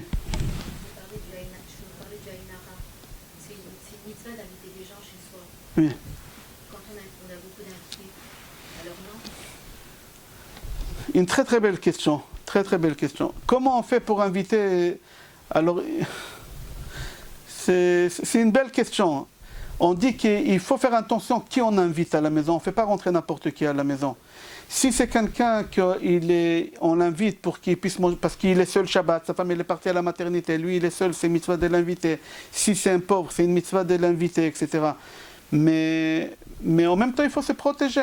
On n'a pas besoin d'exposer. En hébreu, on dit c'est le serpent qui mord la queue, je crois. On n'a pas le droit de ne pas inviter. C'est pas à cause de ça qu'il ne faut pas inviter. C'est encore pire qu'autre chose. Mais il faut faire attention. Les gens qui viennent chez vous comme ça. Oui, par exemple, une secondaire pour une synagogue. Non, mais même qui. Si c'est pour une mitzvah, shomer mitzvah loïda davara. Si c'est pour une mitzvah, il n'y a pas de problème, vous êtes protégé. Il y a des gens qui invitent comme ça des amis à la maison, qui viennent, qui boivent, qui jouent des cartes, qui vont à un cours de Torah, etc. Il y a, hein? Shabbat, c'est une mitzvah, Shabbat. Shomer mitzvah loïda davara. Mais on n'a pas besoin de raconter sa vie à table, les détails des gens qui n'ont pas besoin de savoir. Il ne faut pas exposer sa vie. Moi, je répète aux jeunes, il y a beaucoup de jeunes ici. Faites attention. Moi, Baruch Hashem, je n'ai pas de Facebook. J'avais Facebook, mais je n'ai pas Facebook, ça fait déjà 1 an. Mais moi, j'ai interdit. Mes enfants, ils sont mariés, Baruch Hashem, ils sont grands, ils font ce qu'ils veulent. Mais j'essaye toujours de leur dire de ne pas exposer les enfants, leur vie, les photos, etc. sur Facebook. Il ne faut pas. Quand on expose la vie, Chas v'Shalom, on raconte sa vie en, je ne sais pas qu'est-ce qu'il y a aujourd'hui, Facebook ou pas Twitter, je ne sais pas, hein? Instagram, toutes ces choses-là. C'est dangereux, c'est très dangereux. Moi j'écoute vos cours du matin et vous dites que tout ce qui nous arrive, c'est Hachem qui nous le donne. Bien sûr. Donc en fait, quand on pense comme ça, on se dit, on parlait que Dieu préserve les maladies, tout ça, que tout ça c'est Hachem qui nous donne. Oui. Alors comment l'œil, c'est Hachem, J'ai dit qu'il ne faut pas avoir peur de l'œil. Il ne faut pas avoir peur de l'œil. Mais il ne faut pas exposer sa vie. Il ne faut pas exposer sa vie. Il faut se mettre entre les cours que j'ai dit tous les matins sur Emouna et Bitachon. Il faut se mettre entre les mains de Hachem. Quand on a des épreuves, Chas v'Shalom, quand on a toutes les choses que j'explique tous les matins dans les cours, d'accord, il faut se mettre entre les mains de Hachem. Mais aller, comment on dit en français, aller chercher des problèmes, non, tu es en train de créer, tu cherches, tu t'exposes. Ça sert à quoi de s'exposer? Il y a des choses qui peuvent nous protéger plus, on peut porter du lin, j'ai dit du lin. Le lin, non? Fermer la bouche. Fermer la bouche. C'est la chose qui protège.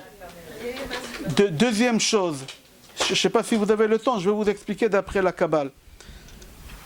On a 7 trous dans la tête. D'accord? Le premier, c'est à droite, 1, l'œil, 2, 3, 4, 5, 6.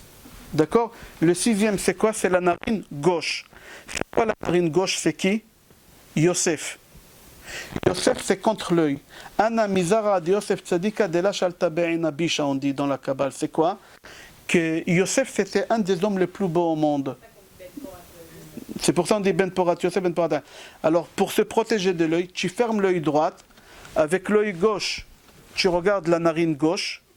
et tu dis, Anna, oui, ça fait rire, mais c'est d'après la Kabbale. Hein? Tu regardes la narine gauche, hein? Gymnastique. Et tu dis, Anna Mizara de Yosef Tzadika de la Shalta Ben Abisha. Comme ça c'est marqué, Ari Akadosh il dit, c'est pas moi. C'est marqué dans les livres, Achida Akadosh il dit. Anna Mizara de... Et ça enlève l'œil. Oh, tu fais le plan.